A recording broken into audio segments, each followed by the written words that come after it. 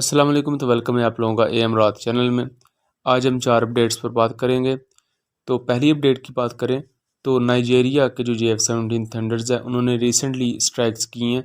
वहाँ जो दहशतगर्द ग्रुप हैं बोको हराम के और उसके अलावा दूसरे जो छोटे मोटी वहाँ तंजीमें हैं उनके ख़िलाफ़ इन्होंने एयर रेड की है। और ये जो एयर रेड की गई है इनमें एसल पोड्स को और स्मार्ट बॉम्ब्स को यूज़ किया गया है।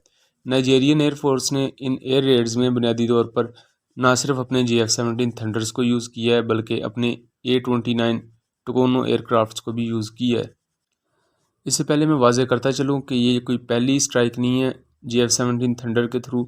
इससे पहले भी जब नाइजेरिया ने ये एयरक्राफ्ट लिए थे तो जब सबसे पहली स्ट्राइक की गई थी तो वो भी बोको हराम के तंजीम के जो लोग थे उनके ख़िलाफ़ की गई थी और बोको हराम के कुछ लोग तब पकड़े भी गए थे। तो उन्होंने ये बताया था कि इससे पहले जब जहाज़ बमबारी करने के लिए आते थे तो उनकी आवाज़ आती थी, लेकिन इस दफ़ा सिर्फ हम पर बॉम्ब्स गिरे थे, हमें ये भी नहीं पता था कि जहाज़ आए हैं या नहीं। जिससे ये चीज़ वाज़ेह होती है कि लेज़र गाइडेड बॉम्ब्स या स्मार्ट बॉम्ब्स को यूज़ किया गया था स्टैंड ऑफ रेंज पर, मतलब कि जहाज़ टारगेट्स तक पहुंचे ही नहीं थे और दूर से ही बॉम्ब्स फायर कर दिए गए थे। और उसके बाद JF-17 थंडर के पायलट्स के लिए लेज़र गाइडेड बॉम्ब्स के साथ कुछ पैचेस भी डिस्प्ले किए गए थे, जिससे पता लगता था कि लेज़र गाइडेड बॉम्ब्स और एसल पोर्ट को ख़ास तौर पे नाइजेरियन एयरफोर्स की सर्विस में शामिल कर दिया गया है। और इस पैच को और एसल पोर्ट को आप बैकग्राउंड में यहाँ देख सकते हैं स्क्रीन पर।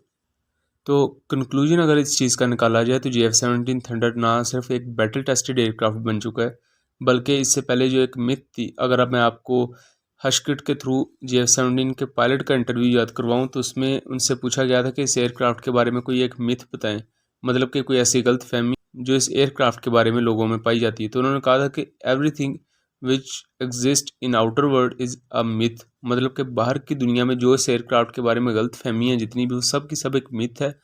उन्होंने कहा था कि चूंकि JF-17 को ज़्यादा तादाद में पाकिस्तान एयरफोर्स इस्तेमाल करती है, इसलिए पाकिस्तान एयरफोर्स ही इसके इन्स एंड आउट्स ज़्यादा जानती है, इसकी खासियत क्या है, इसमें कमज़ोरियाँ क्या है। लेकिन जो बाहर की दुनिया वो बगैर कुछ देखे समझे ही इस पर तनकीद करती है और हर चीज़ जो होती है वो वक्त के थ्रू साबित हो जाती है। इससे पहले एक ये भी बात सुनी जाती थी कि JF-17 स्मार्ट बॉम्ब्स को फायर नहीं कर सकता। हमने 27 फरवरी को देखा कि स्मार्ट बॉम्ब्स भी इसने फायर किए थे, एयर डिफेंस सिस्टम्स भी इसे क्रिपल नहीं कर पाए थे। नाइजेरिया जिसने इस एयरक्राफ्ट को लिया उसने सक्सेसफुली कई स्ट्राइक्स कंडक्ट की हैं दहशतगर्दों के ख़िलाफ़। एंड नाइजेरिया वो पहला मुल्क बन चुका है जिसने JF-17 थंडर को पाकिस्तान के अलावा किसी ऑपरेशन में यूज़ किया है। सेकंड अपडेट की बात करें तो चाइना ने रिसेंटली अपने YJ-21 anti ship ballistic missile का टेस्ट किया है और इसके 2 टेस्ट कंडक्ट किए गए हैं। पहला टेस्ट टाइप 55 जो डिस्ट्रॉयर है चाइनीज़ नेवी की, वहाँ से इसे कंडक्ट किया गया है, जबकि दूसरा टेस्ट जो ज़्यादा अहमियत का हामिल है वो H-6N बॉम्बर जो एयरक्राफ्ट है चाइना के, उन पर से इन्हें कंडक्ट किया गया है।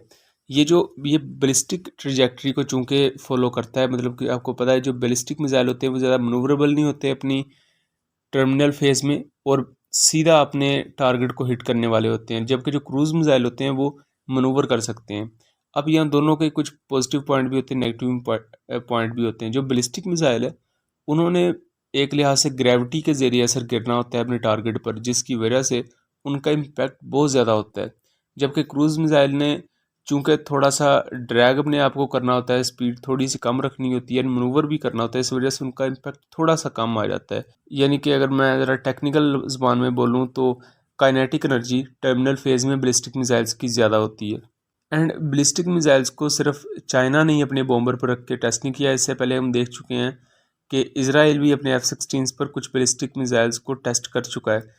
लेकिन पाकिस्तान एंड इंडिया की तरफ से हमें दोनों मुल्कों में से भी किसी की तरफ से कोई अप्रोच इस तरह की नज़र नहीं आई कि किसी बैलिस्टिक काइंड ऑफ मिसाइल को अपने एयरक्राफ्ट पर रखे टेस्ट किया जाए।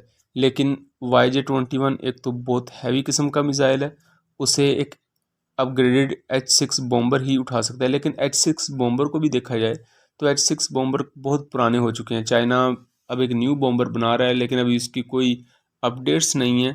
लेकिन ये जो YJ-21 मिसाइल है, एक तो ये ऑलमोस्ट हाइपरसोनिक चला जाता है जब ये अपनी ख़ास तौर पर टर्मिनल फेज़ में पहुंचता है और ऊपर से बैलिस्टिक ट्रैजेक्टरी होती है, तो इसका जो इम्पैक्ट है, मतलब कि जब ये ज़मीन से अपने टारगेट से इंडियन नेवी ने अपनी INS बख्शीर को लॉन्च किया है। ये 6ठी स्कॉर्पियन क्लास सबमरीन है और जिस प्रोजेक्ट के तहत स्कॉर्पियन क्लास या कैलवरी क्लास सबमरीन्स को बनाया जा रहा था वो P-75 प्रोजेक्ट था। रिसेंटली इसे मुंबई में लॉन्च किया गया है। अब तकरीबन 1 साल तक इस पर एक्सटेंसिव किस्म के सी ट्रायल्स इसके किए जाएंगे। उसके बाद अगले साल इसे कमीशन किया जाएगा बाकायदा तौर पर इंडियन नेवी में।